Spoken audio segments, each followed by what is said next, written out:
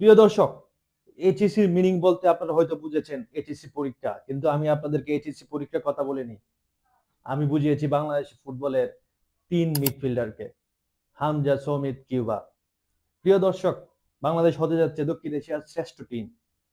বাংলাদেশ ফুটবলের নানান খবর, নানান আপডেট পাওয়ার জন্য আমার চ্যানেলটি সাবস্ক্রাইব করে আমার পাশেই থাকুন।